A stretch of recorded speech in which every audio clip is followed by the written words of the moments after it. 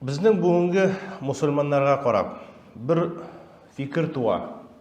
Ни өчен без мусульманнар бүгенге көндә шундый теге йокы аралаш йөрибез? Үзен мусульман кеше, мусульман дип санаган кеше харам гамәлләр кыла. Үзен мусульман дип санаган кеше намазларын укымый, закатын түләми. Яни бер төрле теге аңсыз йоклап биргән кебек. Һәм фикерләп карасак, сахабалар, Пәйгамбәрбез саллаллаһу алейхи ва саллям сахабалары намаз укып йөрмәсәләр, закат түләмичә йөрсәләр, ниндер харам гамәлләр кылып йөрсәләр дип, теге башка сыярлык нәрсә түгел бит. Һәм безгә нәрсә нитми, безгә нәрсә җитми, ни өчен без шул кадәр теге салкын карыйбыз андый бергә. Күбрәк дөньяга бирелгән. Кешегә сорыйсың, ни өчен син намаз укымыйсың дип. Әле эшләргә кирәк, йорт төзисе бар, эшлисе бар дип, үзенә ниндер теге аклаулар, дөнья куышка бирелгән, дөньяга бирелгән, әле теге ахират гамәлләренә вакыт юк дип җавап бирә.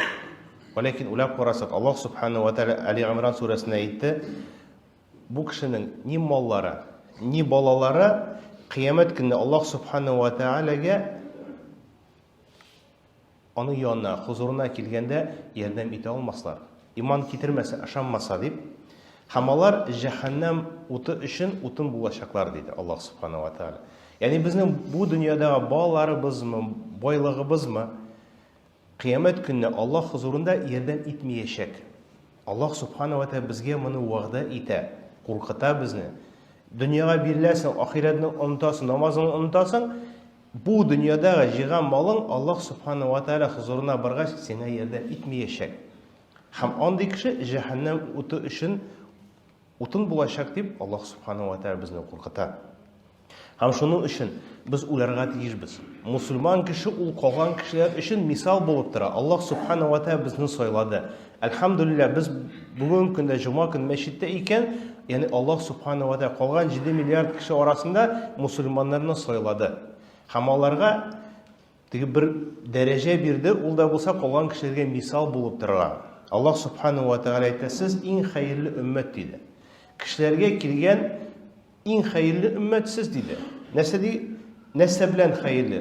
Сез яхшылыкка өндисез һәм начарлыктан тыясыз, туктатасыз, саклыйсыз дип Аллаһ субханаһу ва тааля әйтә.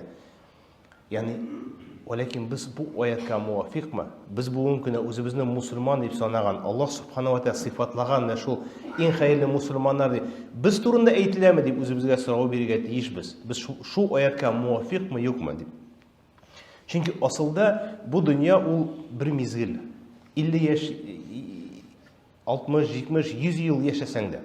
Яни мәңгелеккә чагыштырып караганда ул бер мизгел генә. Күп түгел. Ләкин без һичшиксез Аллаһ субханаһу ва тааля хузурына кайтачакбыз. Барбер үлем фәрештәсе киләчәк. Һәм без Аллаһ субханаһу ва тааля янына килеп җавап бирәчәкбез. Аллаһ субханаһу ва тааля бу дөньяда безгә биргән нигъмәтләребез өчен, гомер булсынмы, байлык булсын, саулык, сәламәтлек булсын, биргән мал, байлык, балалар, һәр нәрсә өчен без җавап бирәчәкбез.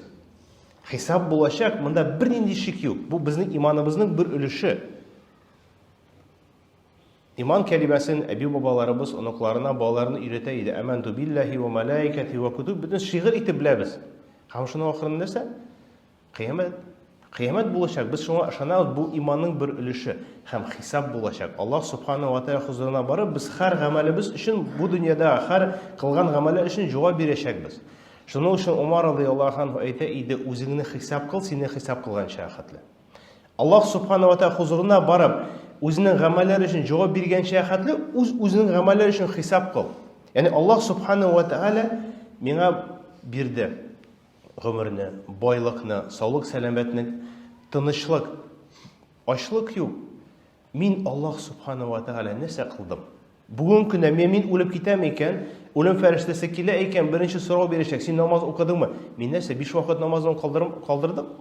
Укыдыммы или укымадыммы? Теге җума гына йөрдемме? Яки бөтенләй намазга йөрмәдемме? Әзерме мин бүген җавап бирергә? Харам кылдыммы, аракыны нигә эчтең дип җавап бирергә әзерме дип. Шуның өчен Умар радиллаһу әйтеп, Сине хисап кылган шәхәтле үзеңне хисап кыл. Әзер бул сорауга. Үзеңә шул сорау бир. Чөнки Аллаһ Субханаһу ва Тааля әйтә: "Бу бер уен шикелле дип уйлыйсызмы?" дип. Һәм сез Аллаһ хузурына кайтмаячаксыз дип уйлыйсызмы дип сорау бирә. Яни бу бит уен түгел. Бу дөньяга безнең килү уен түгел. Без һичшиксез Аллаһ Субханаһу ва Тааля хузурына кайтачакбыз һәм бу яшәгән гомеребез өчен җавап бирәчәкбез. Һәм без үзебезгә максат итеп куярга тиеш. Безнең бу дөньяда яшәүебезнең максаты нәрсә? Безнең нигә без тырышабыз? Кая барып җитүне өмет нәрсә белән өметләнәбез? Максатыбыз нәрсә дип үзебезгә бер максат куярга тиешбез. Инде төп максат юк икән. Кеше теге ниндидер бер байлык мул, ниндидер икенче әйберләр теге алдау, алдана торган максатлар. Кеше иярәдә ахырда нәрсә? Бүгенге көндә мәшәкать, кеше депрессияга бирелеп үз-үзенә кул сала. Ни өчен?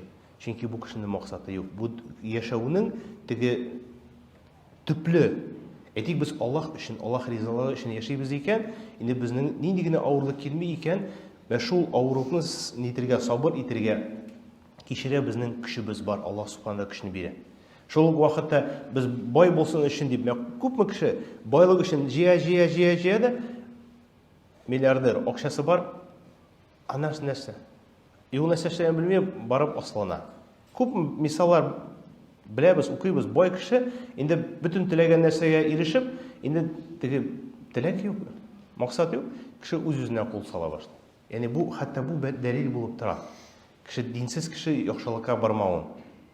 Һәм һичшиксез без аңларга тиешбез. Безнең бу дөньяда төп максатыбыз Аллаһ Тәгалә ризалыгына ирешеп, Аллаһ Тәгалә җәннәтенә керү. Ва халактал джинна вал инса илля лиябудун дип Аллаһ Субханаһу Тәгалә. Кеше һәм җиннәр фақат гыйбадат кылыр өчен, ягъни Аллаһ Субханаһу ва Тәгаләгә гыйбадат кылыр өчен яратылган дип. Безнең төп максатыбыз шул: Аллаһ Тәгалә ризалыгына ирешеп, Аллаһ Субханаһу ва Тәгалә кушкан әйберләрне эшләп, аның хәрәмнәрдән тыелып, Аллаһ Тәгалә ризалыгына ирешү. Аллаһ Субханаһу ва Тәгалә Али-Имран сүрәсендә әйтте: "Ашыгыз Аллаһ Тәгалә мәгъфиратенә һәм җәннәтенә" диде. Тырышыгыз, ашыгыз. Мөмкин көн саен ниндидер бер гамәл кылыгыз, ашыгыз Аллаһ Тәгалә мәгъфиратенә ирешергә һәм аның җәннәтенә. Аның киңлеге җир белән күк арасындагы кебек киң һәм ул тәкъвалар өчен вәгъдә ителгән дигән. Төп шул максатыбыз шул булырга тиеш. Инде без бүгенге көндә үзебезгә сорау бирергә тиешбез. Безнең монда яшәү рәвешебез нәрсә? Җәннәткә керүме, җәһәннәмгәме? 50 ел, 60, 80, 90 ел без яшибез. Ахыргы ел кая? Беребез дә монда калмаячак, бөтенбез дә үләчәкбез, Аллаһ Субханаһу ва Тәгалә хузурына барачакбыз, һәм безнең төп урыны яки җәннәт, яки җәһәннәм. Һәм без үзебезгә сорау бирергә тиешбез. Бүгенге көндә безнең яшәү рәвешебез безне җәннәткә китерәме, җәһәннәмгә китерәме? Аңлыйм. Һәр кеше үзенә бер төрле теге оправдание таба ала. Инде без тырышабыз, инде балалар өчен дип, алай түгел. Нитмичә, алданмыйча, уйлап, фикерләп, Аллаһ Субханаһу Тәгалә безгә әмер итте намаз укырга. Аллаһ Субханаһу Тәгалә безгә әмер итте уразасын тутырга, закатын түләргә, харамнардан тыелырга, кушканны үтәргә. Шын барлык, ничек бар, уйлап карасак, безнең бүгенге яшәү рәвешебез безне җәннәткә китерәме, җәһәннәмгә китерәме дип үзебезгә сорау бирергә тиешбез. Һәм нидә икән, җәһәннәм юлында икән, инде без туктарга тиеш, фикерләп үзебезнең яшәү рәвешебезне үзгәртергә тырышырга тиеш. Чөнки үкенәчәкбез. Пәйгамбәрбез саллаллаһу алейхи ва саллям әйтә: кеше үлгәч үкенәчәк. Яхшы кешеме, начармы кешеме, барыбер үкенәчәк. Һәр кешегә бу теге беребез дә аннан качмаячак. Үкенү киләчәк диде. Һәм сахабалар сорагач, ни өчен, я Расулулла? Әйтә: гөнаһ кылган кеше үкенәчәк, ни өчен ул гөнаһ кылган дип. Яхшылык кылган кеше үкенәчәк, ни өчен әс кылганны дип. Ләкин барыбер үкенәчәк диде. Һәм Аллаһ Субханаһу ва Тәгалә Коръән-и Кәримдә әйтә: кешеләр каберендә әйтерләр: Раббым, безне кайтар. Бәлки без иман китереп, яхшы гамәлләр кылыр идек. Бу дөньяда кылмаган яхшы гамәлләрне кылыр идек. Кайтар әле безне дип сораячаклар дип Аллаһ Субханаһу вәгъдә итә. Ләкин ди, юк, бу фақат аларның сүзләре генә. Һәм алар кайтара алмаячак. Кайту мөмкинчелеге булмас дип Аллаһ Субханаһу вәгъдә итә. Алла сакласын, шундый кешеләрдән булырга насыйп кылмасын. Үкенү килер. Ни өчен мин намаз укымадым дип. Бүгенге көндә теге тәкәбберләнеп йөри. Кеше әйтә, намаз укы, әле вакыт килмәгән әле. Әле мин әзер түгел әле дип. Бүген үлеп китәбез икән, без нәрсә җавап бирәчәкбез? Әле әзер түгел дип, җәһәннәмгә әзерме без керергә? Бу бит тәкәбберлек. Аллаһ Субханаһу тәкәббер кешене яратмый. Шуның өчен үлем сәгате килгәнчә хәтле ашыгырга тиешбез җәннәт әһленең гамәлләрен кылып, харамнардан ерак булып. Чөнки үлем килә икән, Аллаһ Субханаһу ва тәала хәтта атанул яқин дип, аңлау килгәнчә хәтле. Һәм галимнәр әйтәләр, бу үлем турында Аллаһ Субханаһу ва тәала әйтә. Үлем килә икән, үлем фәрештәсе килә икән, без аңлаячакбыз үзебезнең хатада булуын. Ләкин үзгәртергә мөмкинлек булмас. Шуның өчен бүгенге көндә әле Аллаһ Субханаһу ва тәала безнең гомеребезне бирде икән, әле үлем сәгате килмәде икән, үзгәртергә, тәүбә кылып, үзебезнең хаталардан кайтырга мөмкинлек бар. Тырышырга тиешбез. Ләкин бүгенге көндә без карыйбыз, телевизормы, интернетмы, бүгенге көндә теге алдамаган кеше дурак. Теге зина кылмаган кеше дурак, аракы эчмәгән кеше дурак. Шуннан да шулай бит. Карыйбыз телевизорда зина кылып бирә, ул гадәти нәрсә шикелле. Бер-берсен алдыйлар, ул гадәти шикелле нәрсә. Диген инде бер харам кылып бирсә, ул гадәти, табигый шундай булырга тиеш шикелле. Бездә шундый бер хис туа башлый. Шул вакытта без фикерне туктарга тиешбез. Безнең өчен нәрсә әһәмиятлерәк? Аллаһта ризалыгымы яки бүгенге кешеләрнең ризалыгымы? Аллаһ Субханаһу ва тәаланың мәгъфиратына ирешергә телибез икән, Аллаһ Субханаһу ва тәала кушкан эшләргә тиешбез. Аллаһ Субханаһу ва тәала Бакара сүрәсендә әйтәләр, алар сезне утка чакыралар, җәһәннәмгә чакыралар ди, һәм Аллаһ сезне җәннәткә һәм үзенең мәгъфиратына чакыра ди. Шуның өчен үзебез өчен, үзебезнең балаларыбыз өчен куркырга тиешбез. Аллаһ Субханаһу ва тәала әмер итә: "Ку анфусакум ва ахликум наран" ди. Үзең өчен һәм үзеңнең гаилә өчен курк ди. Җәһәннәм утыннан, аның утыннары кешедән һәм таштан булачак диде. Ягъни без куркырга тиешбез, үзебезнең балаларыбыз өчен, үзебез өчен, безнең бүгенге көндә яшәү рәвешебез, безне җәннәткә алып барамы, җәһәннәмгә алып барамы?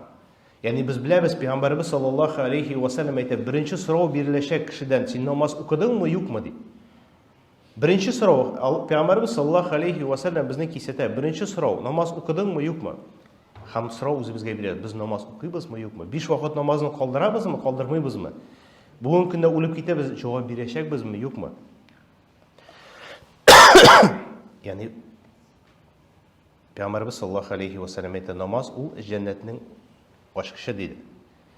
Галимнәр әйттеләр, менә бу беренче сорау намаз. Намаз моңа җавап бирә аласың икән, калган сораулар тагын да җиңелрәк була диде. Җавап бирә алмыйсың икән, мондагы сораулар тагын да авыррак була диде. Шуның өчен без үзебезгә сорау бирергә тиешбез көн саен.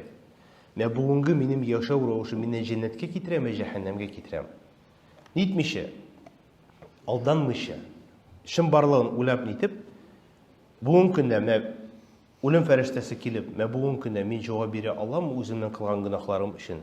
Аллаһ Субханаһу ва тәала әмер иткәнчә, Пәйгамбәрбез саллаллаһу алейхи ва саллям әмер яшәгән кебек яшимме яки әле барып җитмәгән?